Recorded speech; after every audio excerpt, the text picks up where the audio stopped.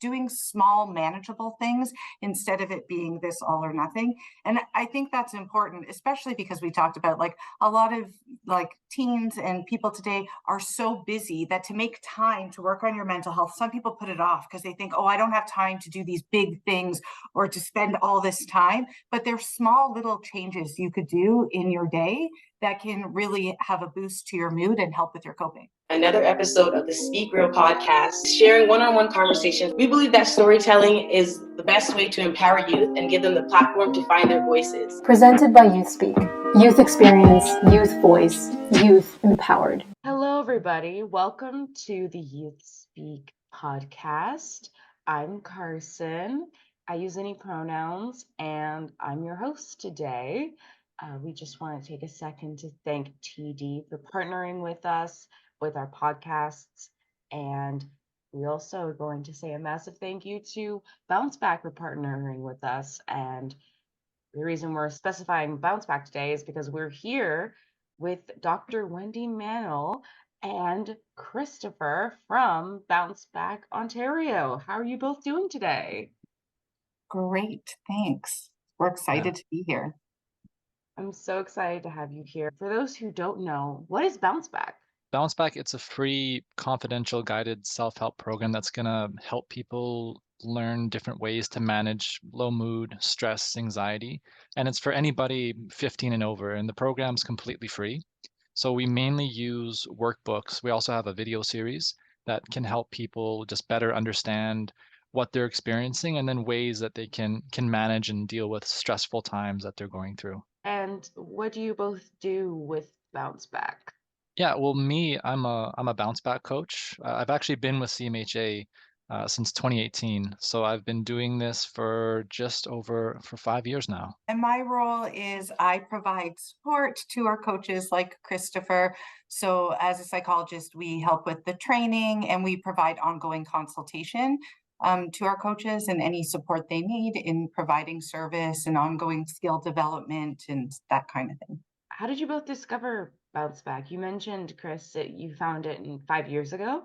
Yeah, so I had been looking for some kind of mental health position for a little bit of time. Just for myself, I've had my own struggles with depression for a number of years, and I have experienced firsthand just how difficult it can be to not only find support, but even find low cost support, let alone one that's free.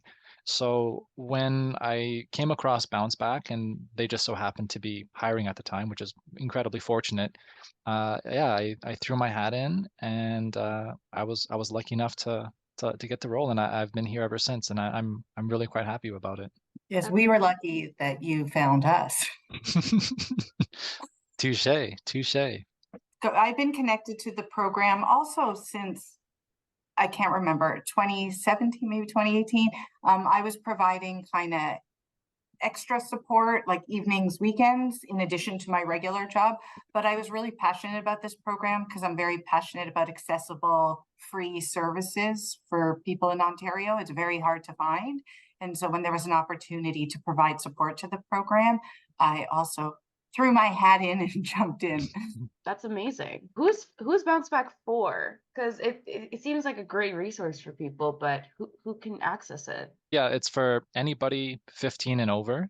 So before it was something where you needed to have a primary care provider like a doctor, a nurse practitioner, psychiatrist, someone that could be that support really to manage you while you're going through the program if you had any other types of supports or issues that you wanted to work through. As of now, it's much more opened up in the sense that you don't need to have anything like that. And yeah, it's really open to anybody who wants to either learn more about their mental health, work through challenges, and even for people who are just wanting to maintain good mental health. So it's not just for people who are maybe going through a really tough time. If you just want to learn how to maintain the level that you're at or whatever the case may be, this program is definitely an option for you.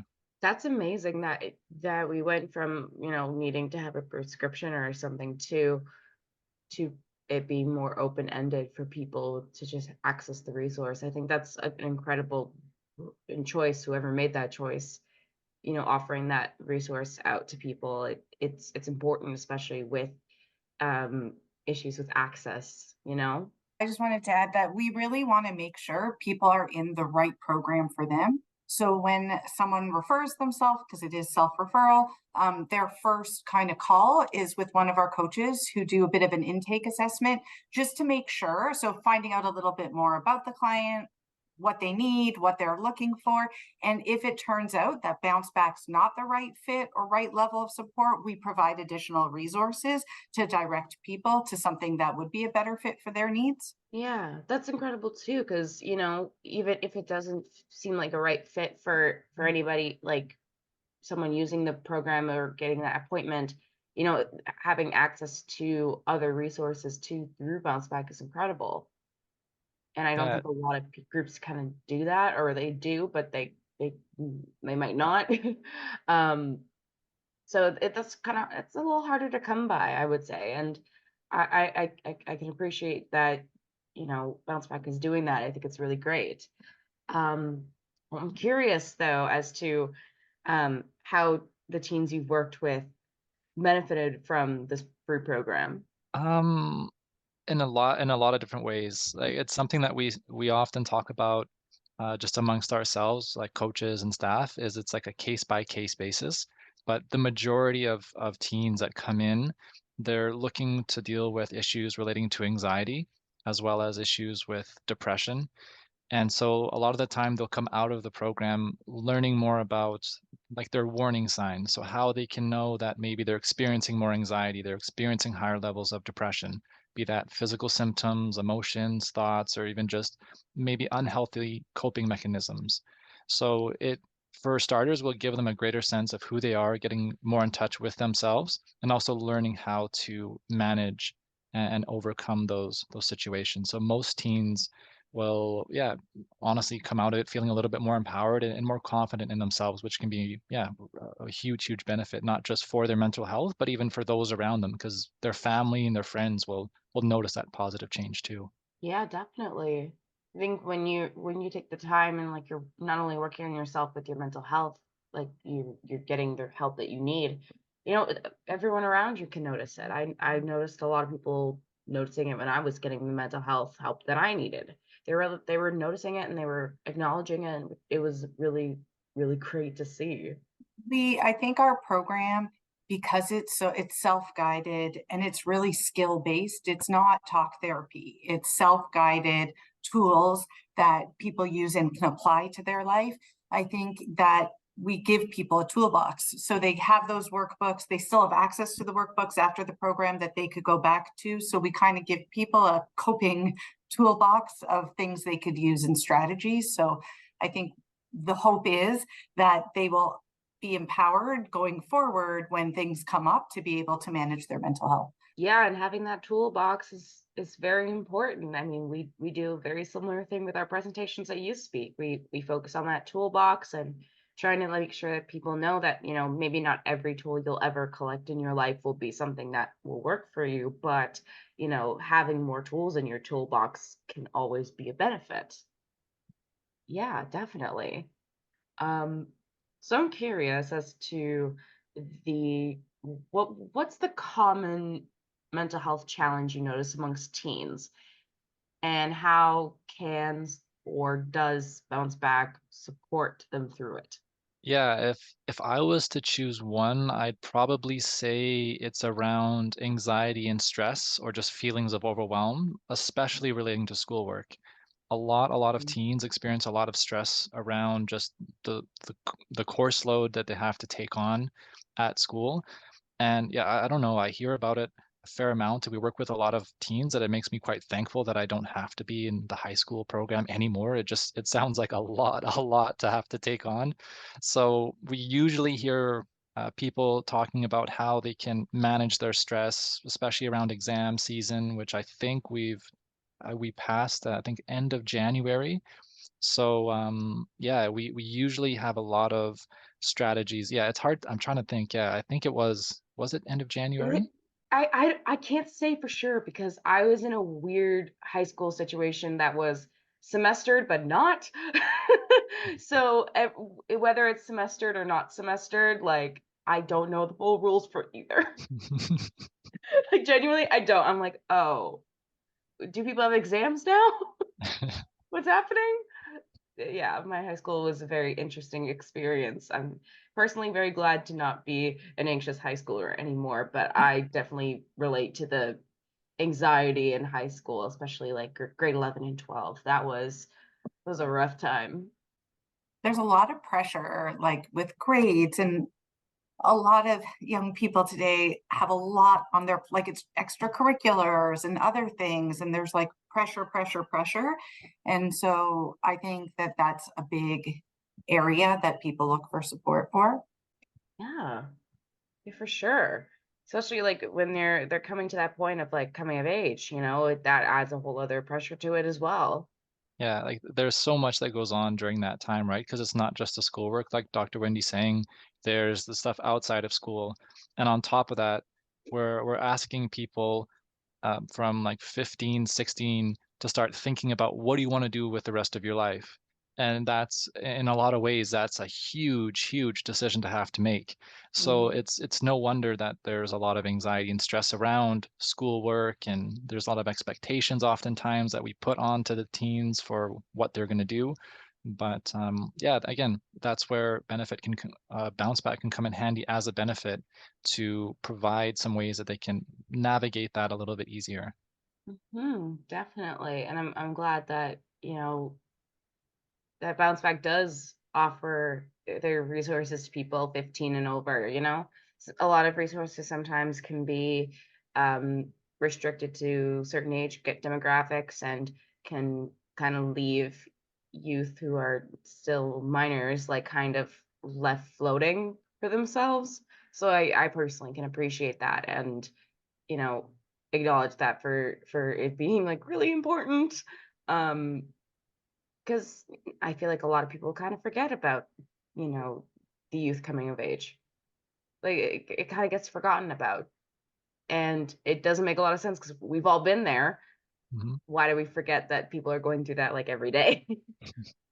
That's just something I noticed. It's my own little thought on it.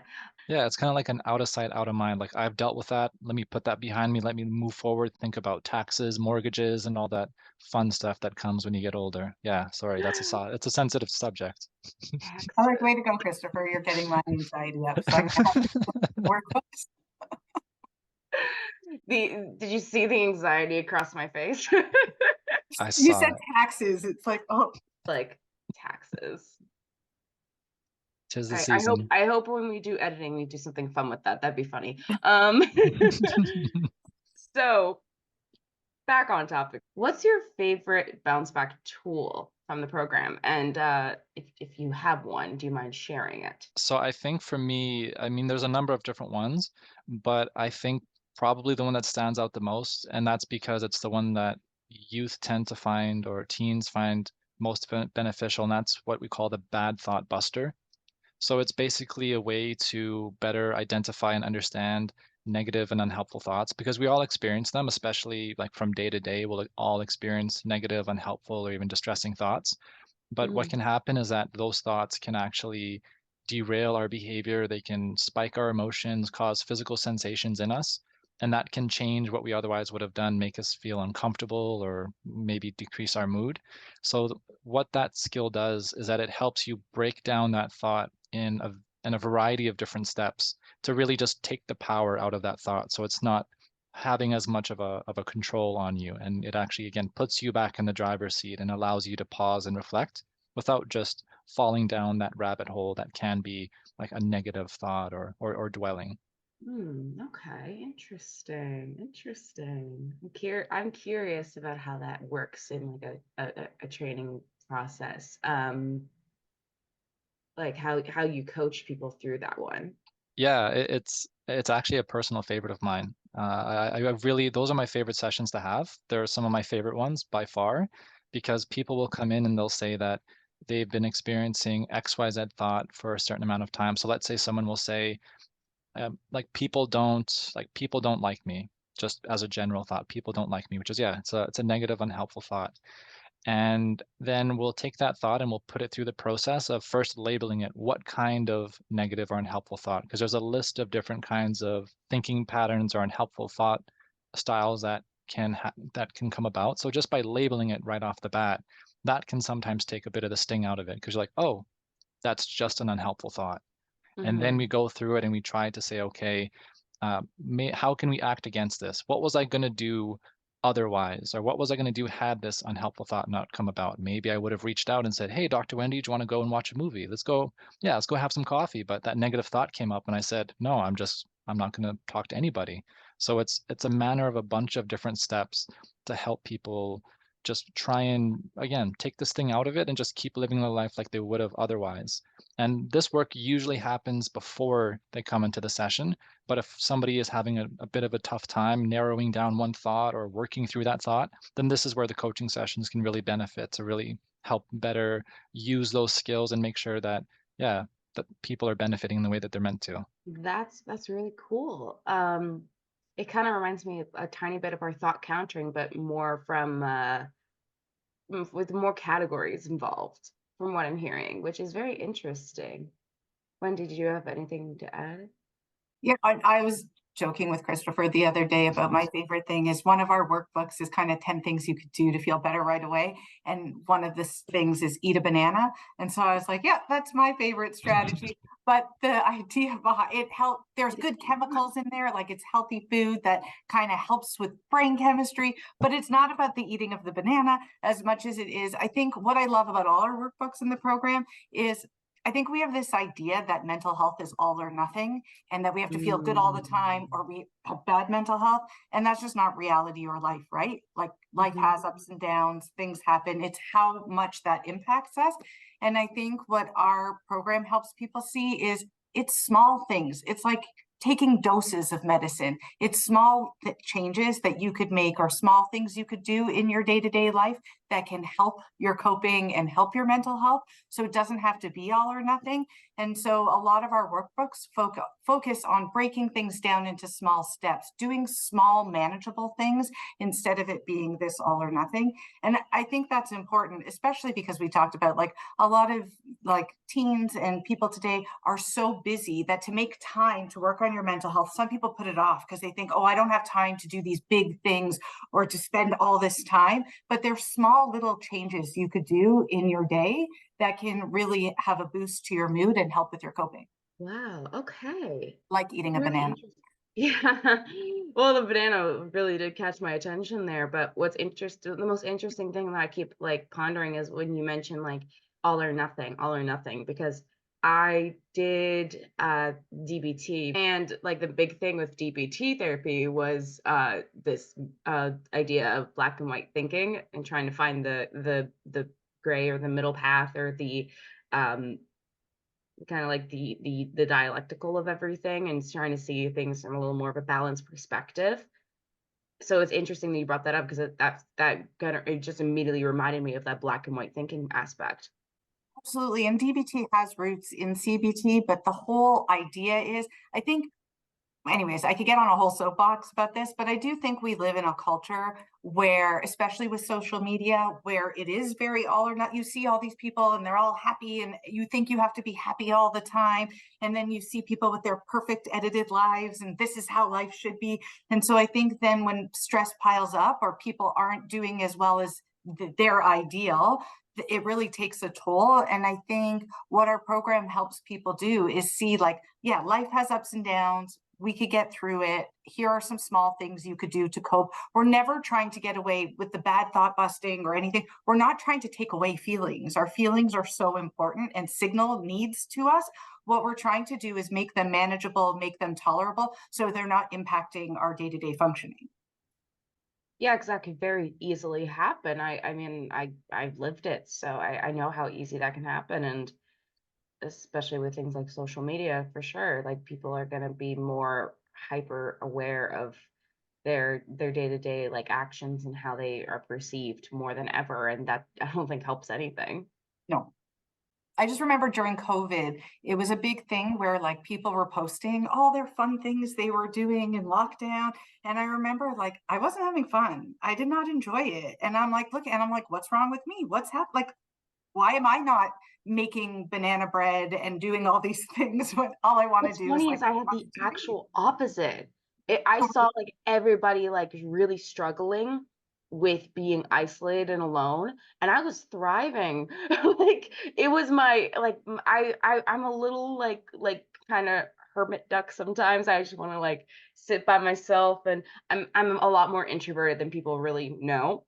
So I was I was doing great. Oh, that's But I awesome. felt so bad about it too because everybody I knew was like struggling, and I'm like, this is the best I've felt since I was like 6. That's So hilarious. Yeah, no, but I think the point is that what was coming through in social media, it's an edited version of things. And when I think we have highlight a reel. tendency to like compare ourselves or look at what's happening, and we need to set our own benchmarks for ourselves. So for some people, yes, they thrive in that kind of setting. Some people don't. And then what do I need to do so that I feel better? It might not be the same as for you. It might not be the same as Mm. for Christopher. So, and I think that's why I really love our program. It's because the participant in the program is the driver and they're in the driver's seat, and it's really self-guided, and they direct what skills would be helpful for them, what topics they want to focus on. So I think it's really personal to the individual.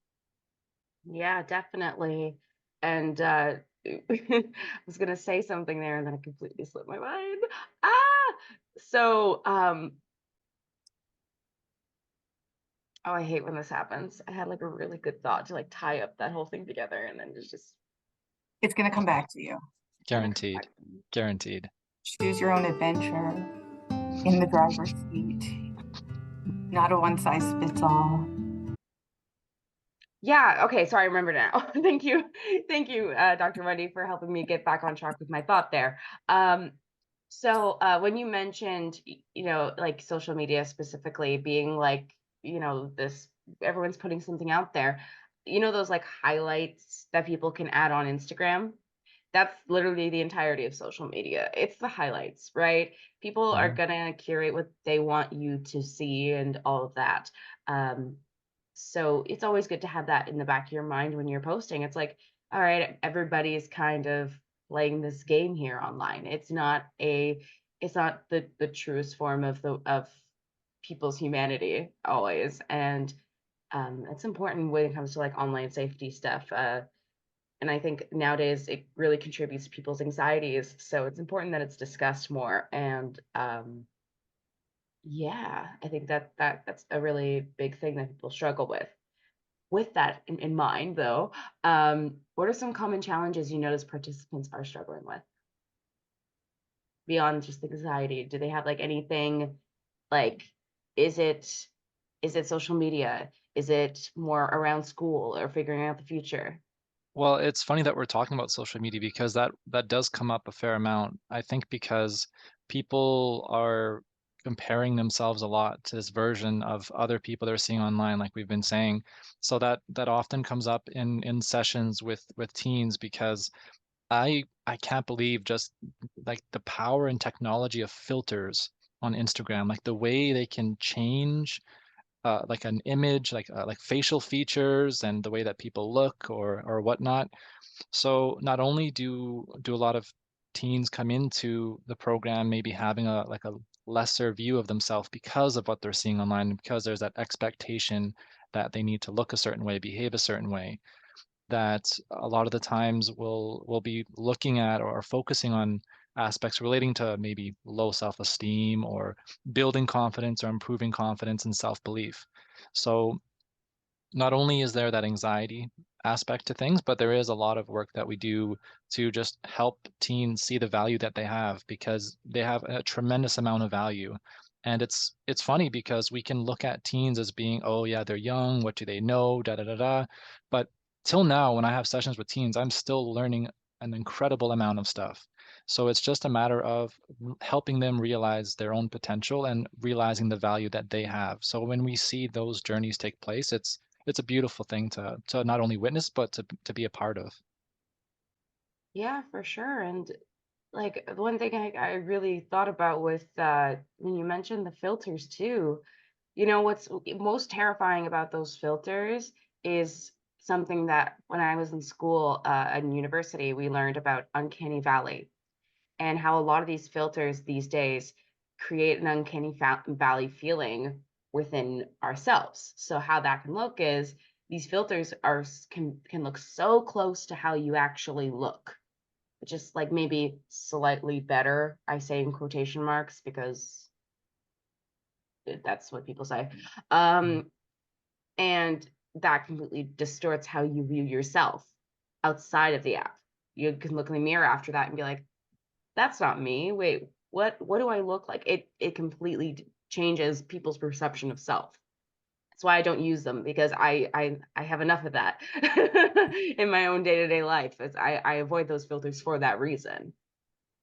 It's always something important I like to mention with that. It's understandable why people use filters as much as they do, because when you're looking at even just not just social media, but even movies, TV shows, advertisements, you see like these airbrushed versions of people, these unrealistic standards that you rarely see people like that in real life.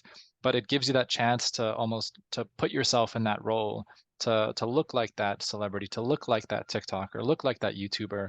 So Mhm. it can be a really tempting and also sometimes slippery slope to navigate. For sure, for sure. I definitely agree with you there. I'm curious as to how receptive the participants are to the workbooks and like what sticks the best. Um, is there like a certain thing that really sticks with youth the best when going through the workbooks? Well, the reception varies a fair amount. It depends all on the youth themselves, because sometimes youth come into the program almost, I would say, kind of like by surprise. Like they'll be referred by their parents or by other people. So if it's the person's not necessarily as interested or maybe doesn't have the time to dedicate to the material, then they might not be as receptive. But for those that come into the program and are saying, I have capacity, I want to do this work now, then they tend to be very receptive to the material, especially like the printed versions of the workbooks. A lot of teens find it helpful to use the version that's printed, though there are a fair amount too that have been able to navigate quite comfortably on their phones because they find it to be more similar to what they do in their day to day. Mm. But I think just generally when it comes to, I would say the stuff that sticks the most is probably it's this concept that we talk about. It's called the vicious cycle. And it's one of the more foundational aspects of cognitive behavioral therapy. And it's really just the connection between your thoughts, your physical symptoms, your emotions, and your behavior. And if there's a shift or change to any one of those, then that's going to change everything else as well. And that's that we introduced that pretty early on in the program, and that's where a lot of the aha moments tend to happen. And from there, that's when I think the youth tend to get more, I would say, invested in the materials when they find that connection, and it kind of validates their experiences of, oh, I'm not strange. I'm not weird for having these kinds of thoughts or experiences, and really helping them realize it's a part of the human experience. Like Dr. Wendy was saying, we're not trying to eliminate like negative emotions. We're just trying to help people better understand them and work through those times. Yeah, for sure. And that's very interesting. We mentioned the vicious cycle. We do talk about that when we do our presentations and we have our bounce back slides. We mention that, and I mentioned my own experience with that because at one point my mental health, I was hiding it so much. It was starting to affect me physically to the point where I had back pain at like 19. like back pain you would expect from someone who's like 40. It was not Mhm. good. So I love the way you broke down the vicious cycle and explained it, because I usually use my experience in explaining it. So it's nice to hear a different take on it, especially from someone who does the coaching. Um, it helps me with presenting it. So that's really great to hear that phrasing of it. Thank you for sharing that. Um, is there anything you think we should highlight or emphasize when talking about bounce back? I'm curious, since we're talking Yeah, about the presentations well, that I we did do. want to add about the workbooks that, people think, oh, a workbook, I can't take on, like, especially for students who have a lot to do and homework. Our workbooks, we try to make them short, bite-sized pieces of information. And there's flexibility when working with your coach and how you space out, how much you take on. Most participants do 2 workbooks per coaching session, but there's some flexibility there if, it's exam time. So we really try to tailor it and accommodate to individual participants' needs. And the workbooks, they're not meant to be another chore or thing to do. They're helpful pieces of information. The workbooks are short, they're small, and they're meant to not be super time consuming, but enough information there that you could learn the skill. Yeah. Sorry, I'll let Christopher add it, but we did want to talk about, because Christopher alluded to sometimes teens don't even know they've been referred to the program. So I thought that was a good thing to highlight. Of course, yeah, and I just wanted to mention too, when it comes to the workbooks, I think a lot of the teens are actually quite pleasantly surprised when they do get the workbooks and they start to go through them, because there's this, I think, idea when they hear a workbook, they might just associate it with textbook, and they think to like, oh, I was in calculus or I was in geography, and it's this thick thing. It's not the case at all. And there's a lot of visuals and there's images in there, and people, I would say people often will come back and say that they sat and they read it and they finished it in one go, like 20, 25 minutes, they read it through. And that's where the benefit can start to take place. And that's where it's developing that routine, developing that habit of reviewing the materials, reviewing the skills on a consistent basis. Because it's kind of like going to the gym. You can go to the gym and work out once a week, and that can help. That's great. But if you're doing it on a more regular basis, even if it's just 10 minutes a day of walking up and down stairs briskly, you'll notice a lot more versus, let's say, going to the gym once for 30 or 40 minutes a week. And yeah, just like Dr. Wendy was saying about teens maybe not knowing that they've been referred to the program, this is something we want people to know, is that there's no issue whatsoever with parents and teachers being involved. We strongly encourage that teens are open and communicate with their parents or their guardians about them being in the program. But we want it to be something that the teens are leading themselves through the program, and it's not as if it's being forced upon them by somebody else, and that they're making the decision to book sessions, to outreach or to contact coaches if they can't schedule their calls or they can't hold their sessions, or if they didn't receive the workbooks, or whatever the case is, for the participant to be the teen and not necessarily the parent. But that's where, behind closed doors, we can have the parent be providing that support while they're working through the workbooks, or while they're even having questions about the exercises. That's where having that support around them can be a huge benefit.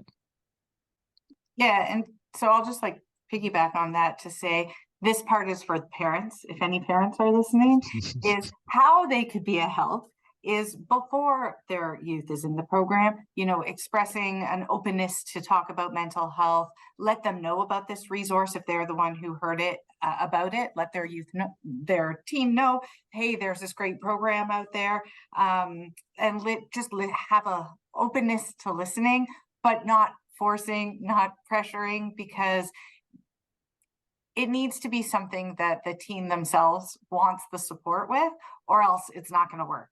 And then while they're in the program, we do respect a youth's privacy. So we don't share any information they share with us outside of their coaching sessions, unless there's any concerns about harm to themselves or others. In that case, sorry. That was literally my next question, and you're getting right into it. I love it. My next question was going to be, how does Bounceback protect the privacy of teens? Okay, so everything is confidential, so nothing gets shared with anyone without the youth's consent. We do ask for permission, let's say, to share information with a primary care practitioner if they're open to that, but it's not a requirement. The only time that we would have to share is if we're worried about safety, and that gets all reviewed with the teen at the very first session, so they're aware. And so everything is confidential. And so what we say to parents is, try to have an open dialogue with your teen.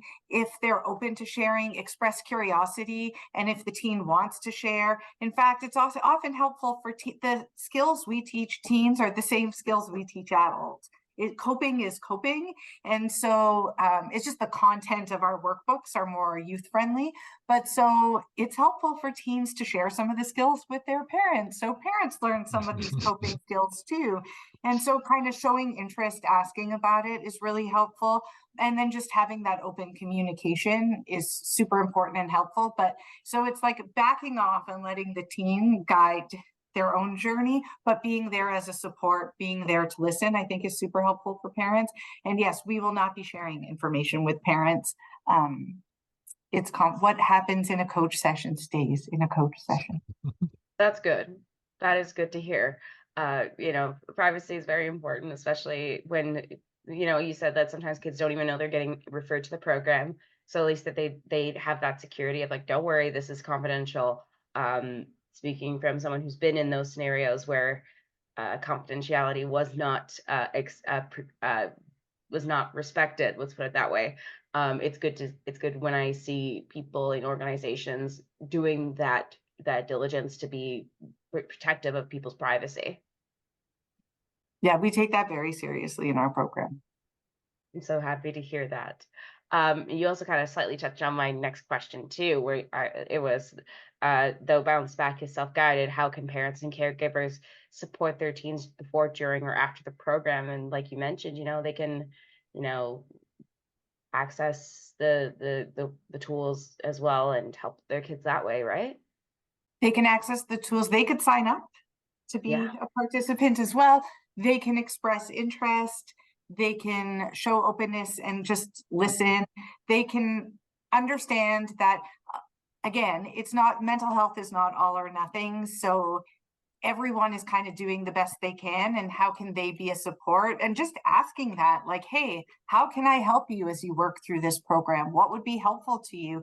For some participants in the program, both teens and adults, it's kind of nice to have someone like an accountability buddy. That's what I do whenever I have to exercise. Accountability buddy. An accountability That's buddy. how I call it. I got so excited. No, but it's true. That can be really helpful for people. So like, if that's helpful, but then for some teens, it's like, oh, my parents nagging me again. And maybe they don't want their parent checking in, but instead, so I think having that open dialogue and asking your teen, how can I support you in this program, is a helpful strategy. Yeah. There's it's interesting because, throughout this entire interview, there's been things where I'm like, oh, this is very similar to my recovery with substance use. In our speeches, we talk about various different topics, and one of the major pieces I can talk about is, my issues with substance use, and the way that you mentioned that, the accountability buddy, the being open and communicative with someone who's able to help you with certain tools, having that access. There's just a lot in common there. And I think, regardless of what people are struggling with, if it's anxiety, which we've discussed being the main thing, or various other things, there are tools here that can help you. What's one piece of advice you can share with those listening? I would say, don't be shy to reach out if you're having a rough time.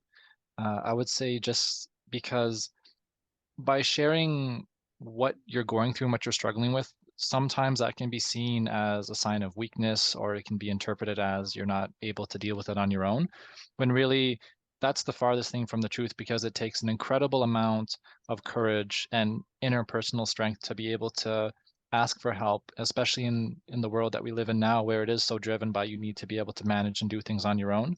So being able to reach out and say, maybe I'm not doing as well as I would like to be doing. Let me see if there's a way that I can try and improve what I'm going through. And again, just like as someone who's gone through like this kind of thing before, it's nothing short of heartwarming when you actually reach out and you get support. You realize that people want, for the most part, the best for you. People want to see you do well. But when we're not in that maybe most positive mind frame, it can be difficult to see that. So if I was to suggest anything or give one piece of advice, I would say, yeah, don't be shy to talk to people and to explore ways that you can become the most happy version of yourself, or as you would maybe consider, like the best version of yourself in your own eyes. Hmm. I like that added piece of in your own eyes.